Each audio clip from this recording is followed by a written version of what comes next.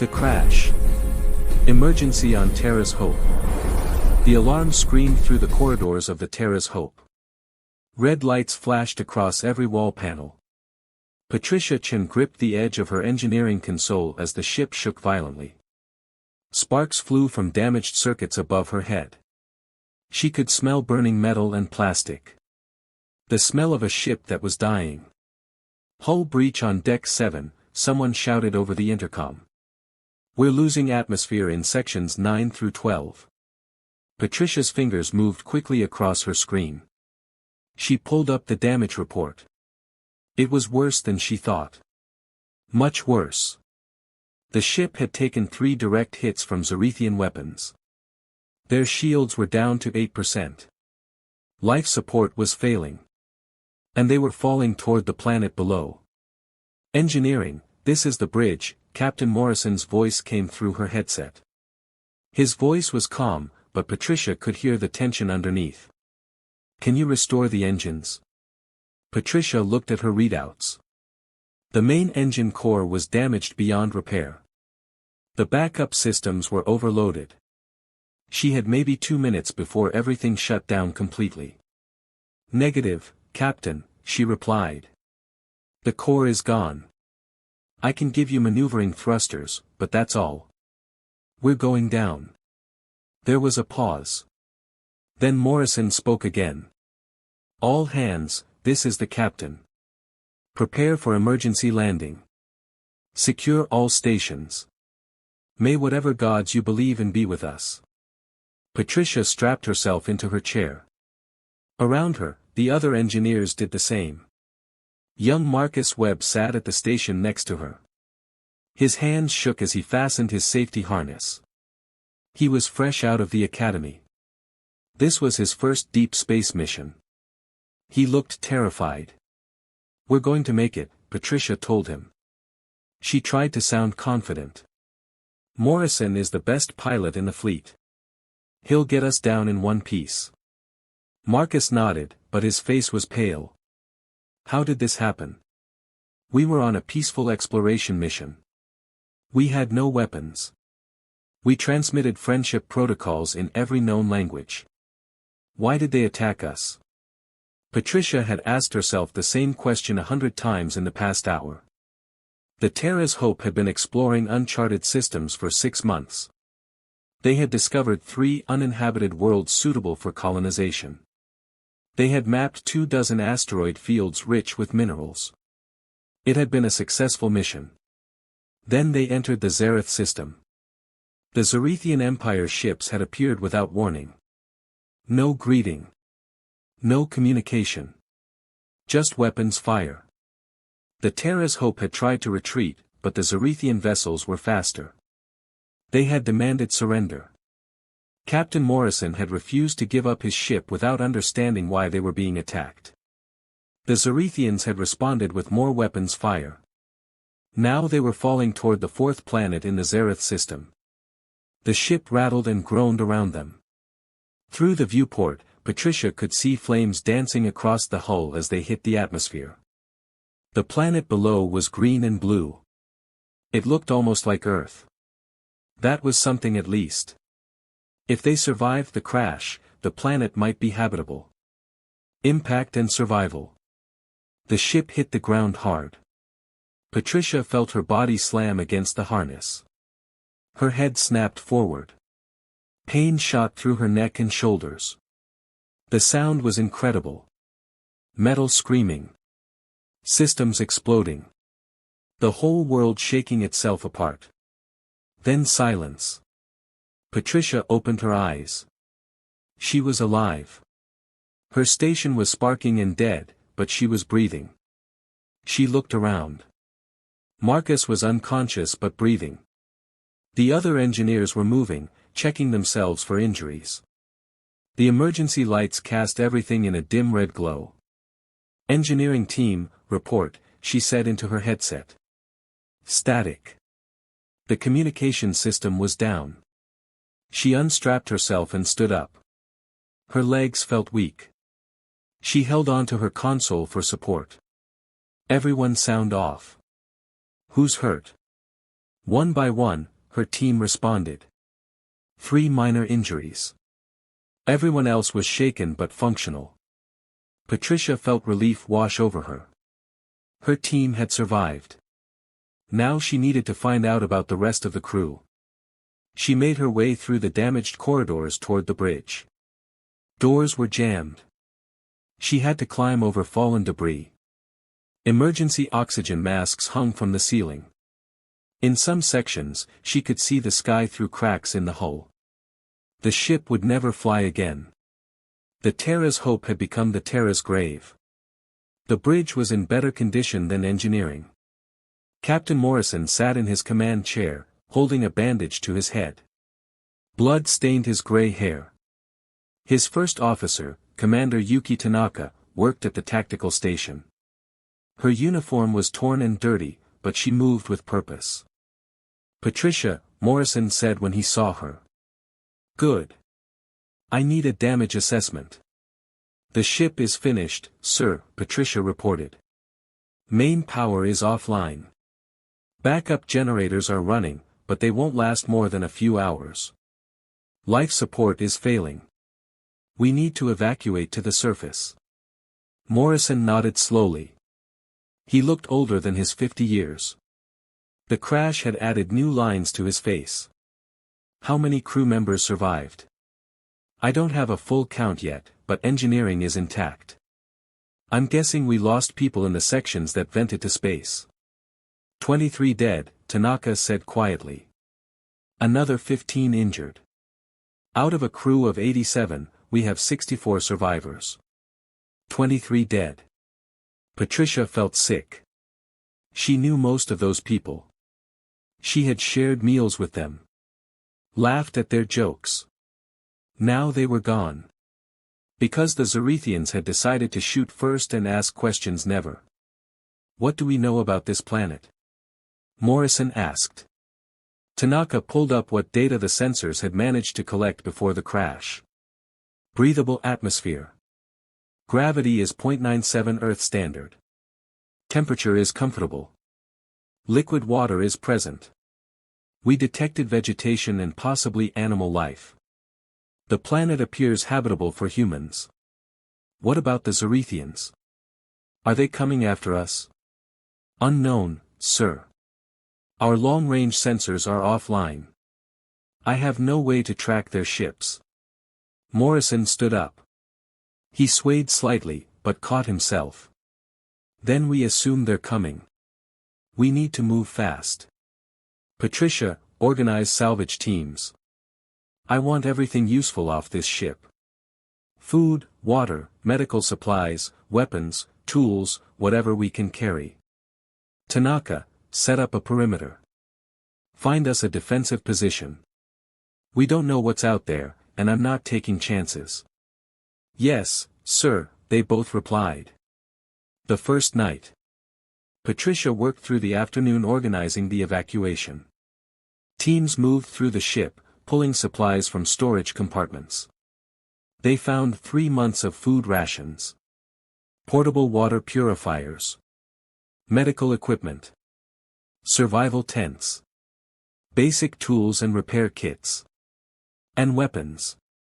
The Terra's Hope had been an exploration vessel, not a warship, but every Earth ship carried weapons. Just in case.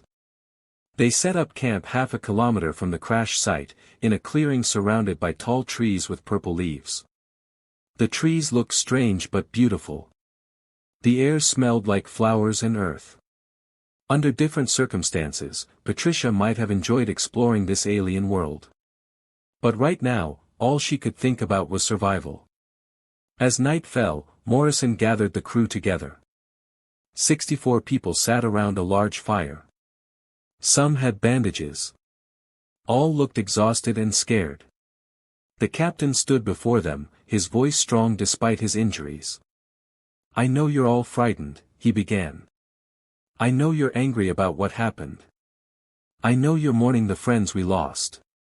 But we don't have time for fear or anger right now. We have work to do. We need to survive. We need to find a way home. And we need to make sure the Zorethians pay for what they've done. He paused, letting his words sink in. Earth needs to know what happened here. The Zerethian Empire attacked an unarmed exploration vessel without provocation. They killed 23 human beings. This is an act of war. But Earth doesn't know we're in danger. We're 6 months from the nearest human outpost. Our distress beacon is transmitting, but it will take time for help to arrive. Until then, we're on our own. Patricia looked around at her fellow survivors. She saw determination replacing fear on their faces. Humans were good at that. When things got bad, humans got tough. Tomorrow, we start building, Morrison continued. We'll construct shelter. We'll establish a secure perimeter. We'll begin repairs on whatever ship systems we can salvage. And we'll prepare for the possibility that the Zerethians will come looking for us. If they do, we'll be ready. This crew has the best engineers, scientists, and soldiers Earth has to offer. We will survive. We will find a way home. And we will make sure justice is served. The crew cheered. It was a small sound in the vast alien wilderness, but it was defiant. Patricia felt pride swell in her chest. These were her people. They had been knocked down, but they were not broken. That night, Patricia lay in her tent and stared at the strange stars above. 2 moons hung in the sky, casting silver light over the forest. She thought about Earth. Her family. Her little apartment in New Tokyo. Her cat who was probably wondering where she was. Would she ever see home again? She pushed the thought away. Self-pity was useless. She needed to focus on solutions. That's what engineers did. They looked at problems and found ways to fix them. The problem was simple. They were stranded on an alien world with limited supplies and hostile forces possibly looking for them. The solution would not be simple, but Patricia was determined to find it. Sleep came slowly. When it did, she dreamed of fire falling from the sky. The discovery. Searching for answers. Patricia woke to the sound of voices outside her tent. Morning light filtered through the fabric, casting everything in a soft green glow. She could hear birds singing. At least, they sounded like birds. High-pitched chirps and warbles that echoed through the forest. She got dressed quickly and stepped outside. The camp was already busy. People moved between tents, carrying equipment and supplies. Commander Tanaka stood at a map table, organizing scout teams. Morrison sat nearby, eating breakfast from a ration pack. His head wound had been properly bandaged. He looked better than he had yesterday. "Morning, Patricia," he called. "Sleep well?" "Well enough, sir." "What's the plan for today?" "We're sending scout teams to explore the area. I want to know what resources are available. Fresh water sources. Edible plants. Potential threats. Tanaka is organizing 3 teams. I want you to lead one of them." Patricia nodded. "Where do you want my team to go?" Tanaka pointed to the map. "We've detected what appears to be a structure about 5 kilometers northeast of here. It's not natural. Someone or something built it. I want you to investigate. Find out if it's Zerethian or something else. But be careful. We don't know what we're dealing with." "Understood. Who's on my team?" "Marcus Webb, Dr. Sarah Chen from Xenobiology, and Lieutenant James Rodriguez for security." Patricia gathered her team after breakfast. Marcus looked nervous but determined. Dr. Chen was a small woman with sharp eyes and a curious expression.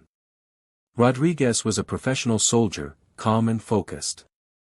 Together, they packed supplies, checked their weapons, and set out into the forest. The purple-leafed trees grew thick around them. Strange plants covered the forest floor. Some had flowers that glowed faintly.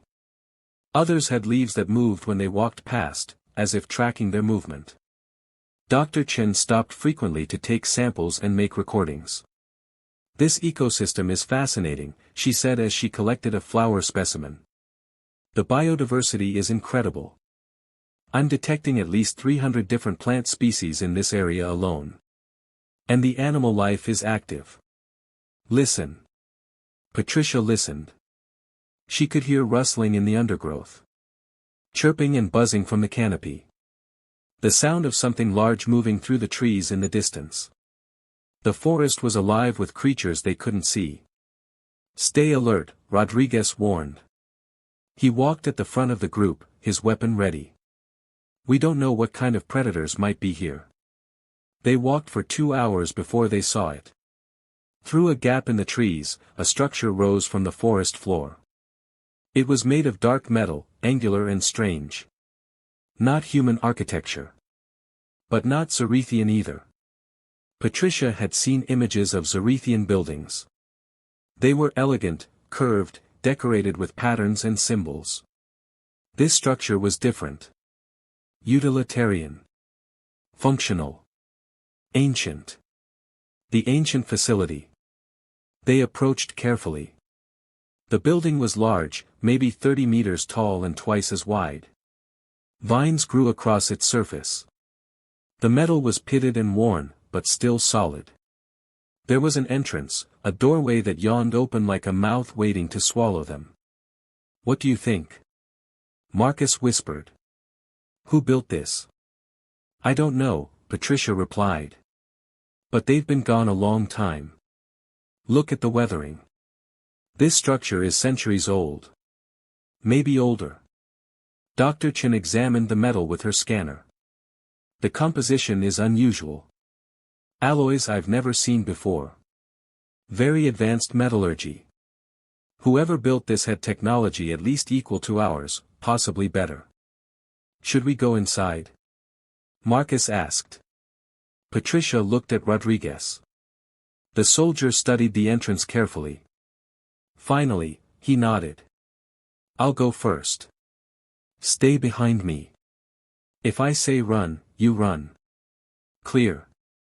Clear, they all agreed. Rodriguez activated his weapon's light and stepped through the doorway. Patricia followed, with Marcus and Dr. Chen behind her. The interior was dark and cool. Their lights cut through the shadows, revealing a corridor lined with panels covered in strange symbols. The air smelled stale but breathable. They moved deeper into the structure. The corridor opened into a large chamber filled with equipment. Consoles with dark screens. Tables covered in dust. Storage containers along the walls. Everything was dead and silent. But there was something about the place that made Patricia's skin prickle. It felt like a tomb. Look at this, Dr. Chen said. She stood at one of the consoles, brushing away dust from a panel. Symbols glowed faintly under her touch. The power system is still active. After all this time, something is still running. Patricia approached. She examined the console carefully. The symbols were unfamiliar, but there were patterns. Repetition. Structure. It was a language. A written language. And languages could be decoded. She pulled out her portable computer and connected it to the console through a universal interface port. The computer began analyzing the symbols, looking for patterns and meaning. It would take time, but if they were lucky, they might be able to access whatever data this facility contained. We should search the rest of the structure, Rodriguez said. See what else we can find. They split into 2 groups. Rodriguez and Marcus explored the left side of the chamber. Patricia and Dr. Chen searched the right. Patricia found storage containers filled with crystalline objects that hummed when she touched them. Energy cells maybe. Dr. Chen discovered what looked like a laboratory, with equipment designed for purposes they couldn't begin to guess.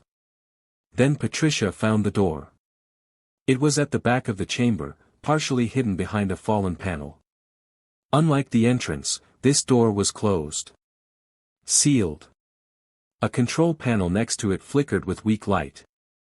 Patricia studied it for a moment, then pressed what looked like an activation symbol. The door slid open with a grinding sound. Beyond it was a small room. And in the center of that room, suspended in some kind of stasis field, was a body. Patricia stared. The being was humanoid but definitely not human. Tall, maybe 2 meters. Skin that was pale gray and smooth. 4-fingered hands. A head that was slightly larger than human proportions, with large eyes that were closed. The being wore clothing that had deteriorated with age, but Patricia could see it had once been some kind of uniform. "Dr. Chen," she called quietly. "You need to see this." The xenobiologist entered the room and gasped. "Is that an alien?" Patricia confirmed. "But not Zorethian. This is something else entirely." They stood in silence for a moment, looking at the preserved being. Who were they? What species? Why were they here? Questions without answers surrounded them in the darkness. "We need to report this to the captain," Patricia said finally. "This changes everything. We're not alone on this planet. Or at least, we weren't always alone." The message. Back at the main console, Patricia's computer had made progress. It had identified basic grammatical structures in the alien writing system. Not enough for full translation, but enough to recognize certain patterns. Numbers. Dates. Directional indicators. And one word that appeared repeatedly throughout the data. Warning. Patricia's blood ran cold. She pulled up the files that contained that word. Her computer struggled to translate, but slowly, painfully, meaning emerged from the symbols. "What does it say?" Marcus asked. Patricia read the translation as it appeared on her screen. Her voice was quiet but steady. "Danger. Do not engage. Zorethian Empire expansion. Destroyed our colony. Killed our people. We attempted diplomacy. They responded with weapons. By the time you read this, we are likely extinct. Our warning comes too late for us. May it save others. Zareth knows only conquest. They take what they want. They destroy what they cannot use. They show no mercy. Flee if you can. Fight if you must. Do not trust them. Ever." The team stood in silence. The message was thousands of years old, but it could have been written yesterday. The Zorethians had been doing this for millennia. Attacking peaceful species. Taking their worlds. Erasing their civilizations from existence. The beings who built this facility had tried to warn others. They had left this message knowing they would not survive. A final act of defiance against their destroyers. "We need to take this data back to Morrison," Rodriguez said. "He needs to know what we're dealing with." "Agreed," Patricia said. She downloaded everything from the console to her portable computer. Gigabytes of data. Technical schematics. Historical records. Star charts. All the knowledge of a dead civilization. It would take months to translate fully, but even a partial translation might give them crucial information about the Zorethians. As they prepared to leave, Patricia took one last look at the being in stasis. "I'm sorry we couldn't save you," she whispered. "But we'll make sure your warning wasn't for nothing. The Zorethians will pay for what they've done. To you. To us. To everyone they've hurt. I promise." They left the ancient facility and began the journey back to camp. The forest seemed different now. Less beautiful, more dangerous. The purple leaves whispered secrets in the wind. The strange flowers glowed like warning lights. This world had seen death before. It remembered. By the time they reached camp, the sun was setting. Patricia went directly to Morrison's tent. She found him and Tanaka reviewing supply reports. When they saw her face, they knew something important had happened. "We found something," Patricia said. "Something that explains why the Zorethians attacked us. And something that might help us survive." She told them everything. The ancient facility. The preserved alien. The warning message. The data she had recovered. Morrison listened without interrupting. When she finished, he sat back in his chair and let out a long breath. So the Zorethians have been doing this for thousands of years, he said. They're not just hostile. They're systematic conquerors. This is their pattern. Find a weaker species. Attack without warning. Take what they want. Eliminate the rest. That's what the data suggests, sir. And these other aliens, the ones who left the warning. They're extinct. As far as we can tell. We found no signs of survivors. Just ruins and warnings. Tanaka leaned forward. This data you recovered. Does it contain information about Zorethian technology? Military capabilities? Weaknesses? I don't know yet. Most of it is still encrypted or in formats we don't understand. But given time, we might be able to extract useful information. These people studied the Zorethians. They documented everything before they died. If there's a way to fight back, it might be in this data. Morrison stood up. He walked to the tent entrance and looked out at the camp. His crew was settling in for the night. Fires burned. People talked quietly. Children from the science families played near their parents' tents. 64 human beings trying to survive on an alien world. 64 reasons to keep fighting. Priority 1 is translating that data, he said. Patricia, I want you and Dr. Chen working on it around the clock. Use whatever resources you need. If these extinct aliens left us a weapon against the Zorethians, we need to find it. Because I have a feeling our enemies haven't forgotten about us. They'll come looking. And when they do, we need to be ready to show them that humans are not easy prey. Patricia nodded. Understood, sir. We'll start immediately. As she left the command tent, Patricia looked up at the alien stars. Somewhere out there, the Zorethian Empire was watching. Waiting. Planning their next move. But humans were planning too. Humans were resourceful. Stubborn. Determined. The Zorethians had made a mistake when they attacked the Terra's Hope.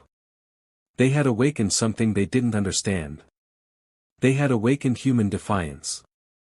And that defiance would burn like a star across this alien sky until justice was served. Patricia smiled grimly and went to work.